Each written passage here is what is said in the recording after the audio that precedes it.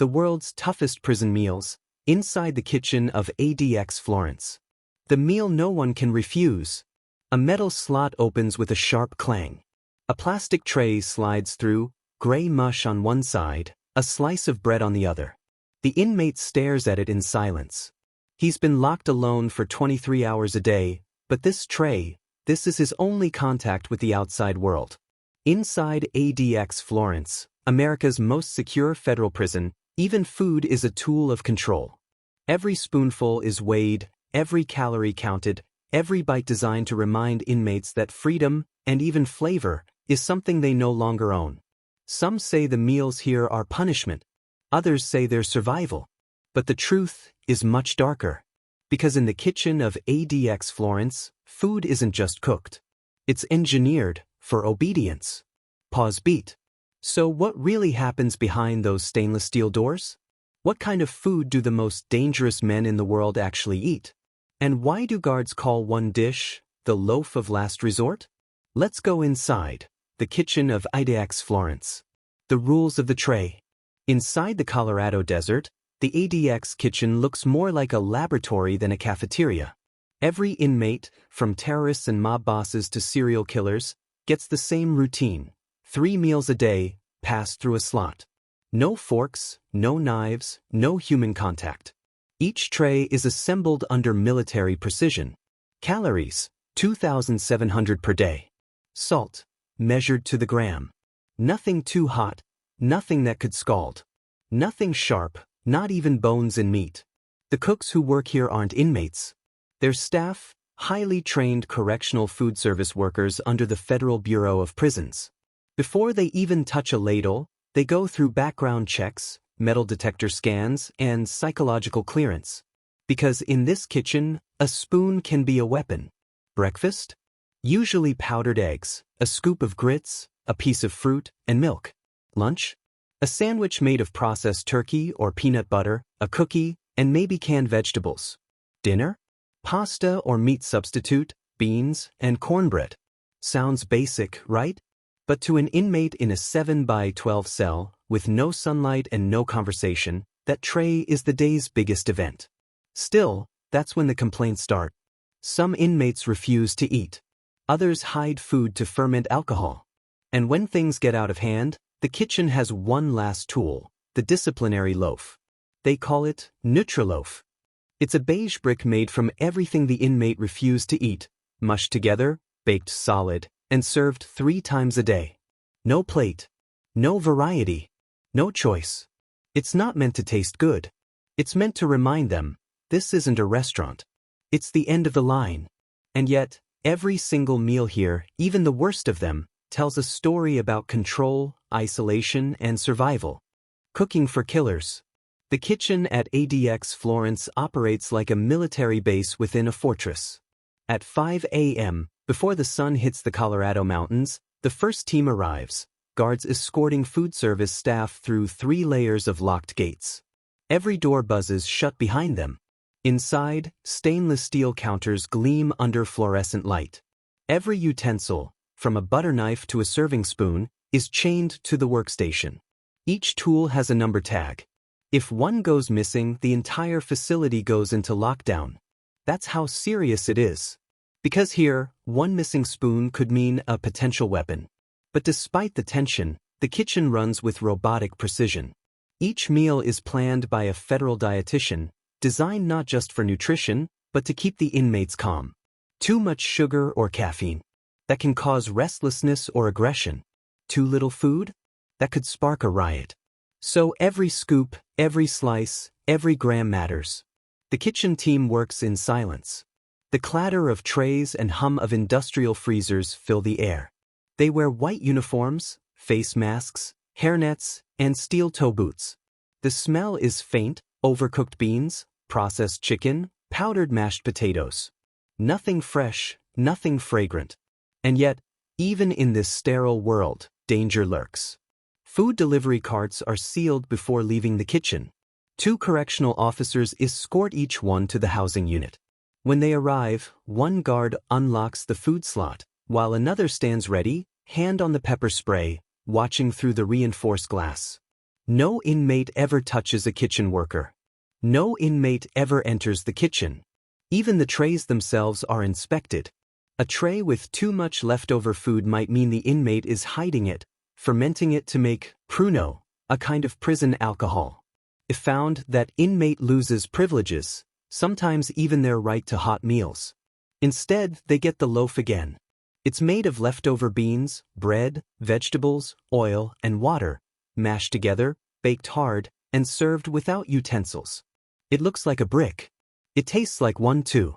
But for the kitchen staff, the real challenge isn't the food, it's the psychological weight. They know exactly who they're cooking for.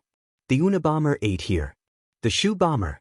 Members of the Mexican mafia. These are people who've hurt others, some who've killed, and now the cooks feed them every day. Sometimes I think about who's eating what I made, one former kitchen worker said. Then I remember, it's not about who they are. It's about keeping order. Because at ADX Florence, food isn't compassion, it's control. Every tray is a reminder. You eat what we give you when we give it. And yet, not all meals here are equal. Hidden deep in the kitchen's rotation is a special list of meals made for inmates on different security levels, and even for those who've tried to harm themselves. That's where the real secrets of the ADX kitchen begin. The secret menus of ADX Florence. Inside ADX Florence, every meal tells a story, and sometimes, that story is written in silence.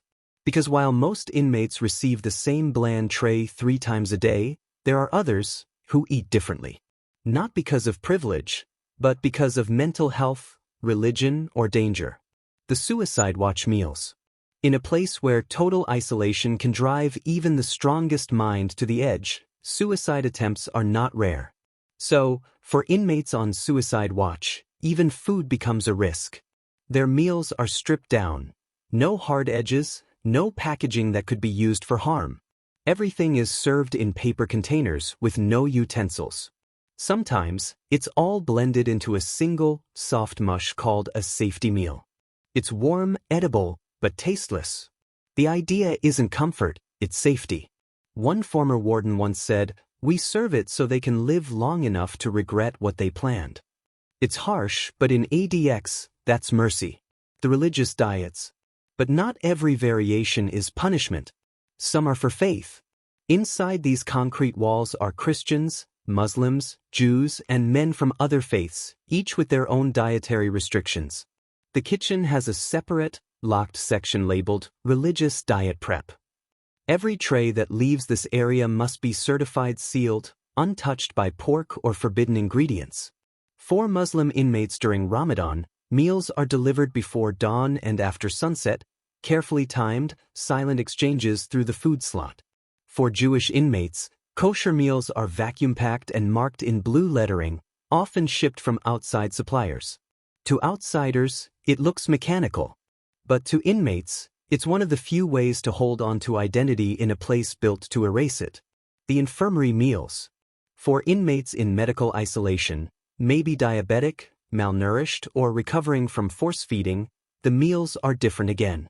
Pureed vegetables, protein shakes, nutrient bars. Even those who go on hunger strike are monitored. When they refuse too long, medical staff can step in with liquid nutrition through a tube under doctor's orders. It's not cruelty. It's control, the same theme that runs through every corridor of ADX Florence.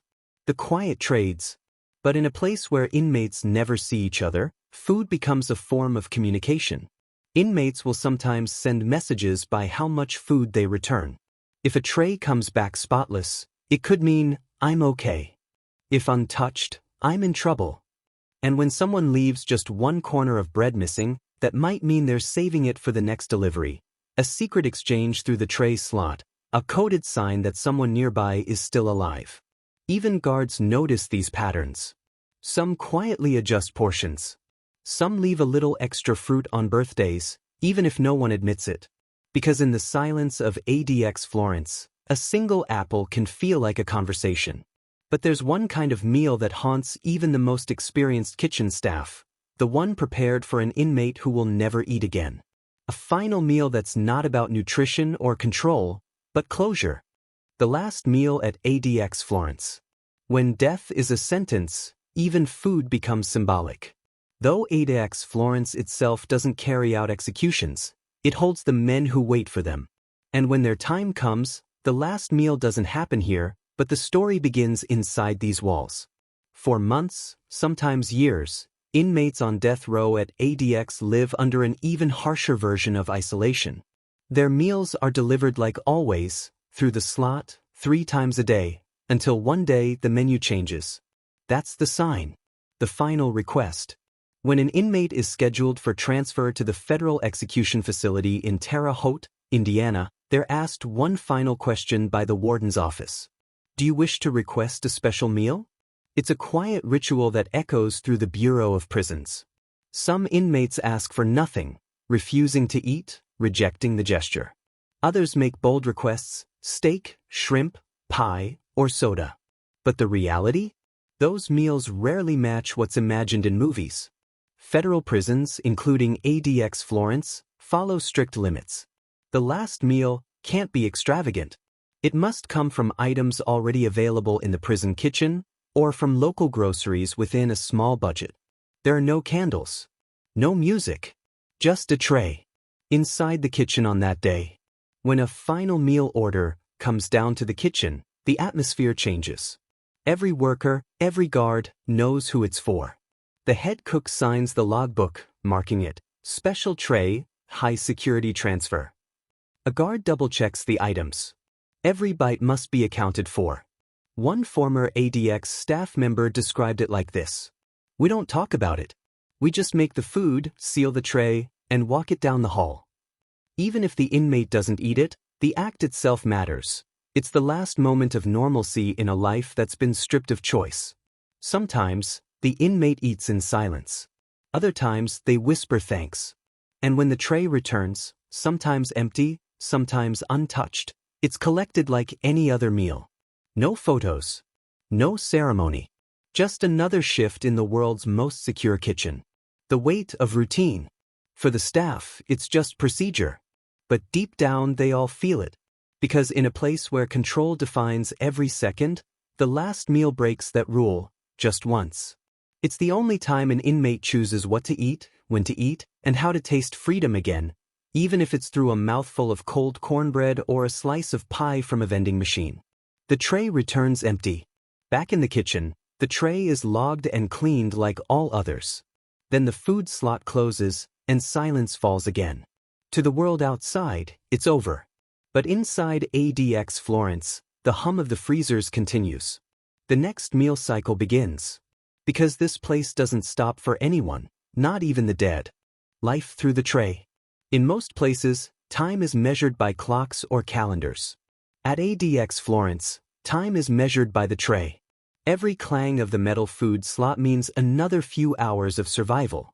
For men locked in silence, that sound, the sliding of the tray, becomes their heartbeat. It's how they know they're still alive. 3 meals, no voices. Every inmate in ADX gets 3 trays a day. Breakfast comes between 6 o'clock and 7 a.m., lunch at 11 a.m., and dinner before 5 p.m. No delays. No excuses. Even when there's snow outside, even during lockdowns, the meals arrive, mechanical, precise. Each tray is different, but the pattern never changes.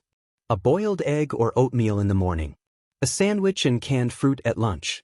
Rice or pasta in the evening. They're not bad meals. They're not good meals. They're just the same.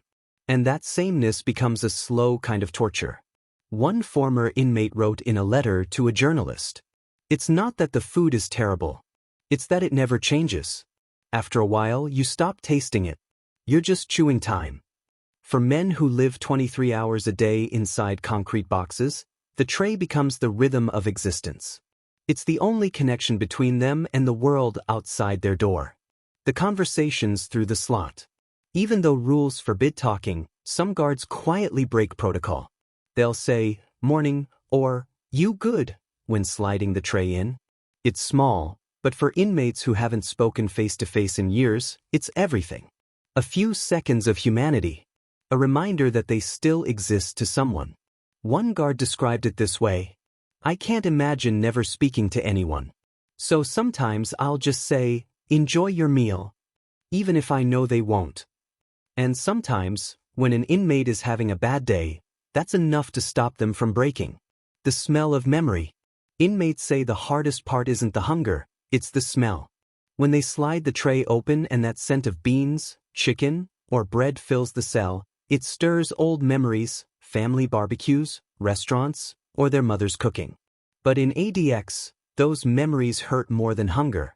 Because you can't taste nostalgia, only what you've lost. That's why some inmates start collecting crumbs. Not to eat later, but to remember, to hold something that connects them to a world that forgot them. A single piece of bread becomes a keepsake. A packet of salt becomes treasure. It sounds strange, but in ADX Florence, every ordinary thing becomes sacred when you have nothing left. The tray is time. Years go by, tray after tray, meal after meal. Some inmates count time not in months or years, but in meals served. 1,000 trays means roughly a year. 10,000 trays, a decade. Imagine that. 10,000 times you've sat in the same spot, heard the same sound, tasted the same food, and watched the same walls. It's no wonder that when former inmates are finally transferred out, some struggle to eat at normal tables again. The world outside feels too open. The noise, the smells, the choices, all too much. Because when food has been control, routine, and communication for years, freedom itself can taste overwhelming. The final truth. Inside ADX Florence, the kitchen isn't just where meals are made. It's where the rhythm of life and death is maintained. Where silence has flavor, and control has a smell. Food here isn't comfort. It's command. It's survival. And yet, it's also the one thing that never lies. Because behind all the steel doors, buzzing locks, and endless surveillance, the tray always tells the truth. You're still here. You're still breathing. You still exist. If you ever wonder what the toughest prison in the world looks like, don't picture just the cells or the bars. Picture the tray. The silent exchange that keeps this place alive. ADX Florence isn't just a prison. It's a machine. And food is its heartbeat.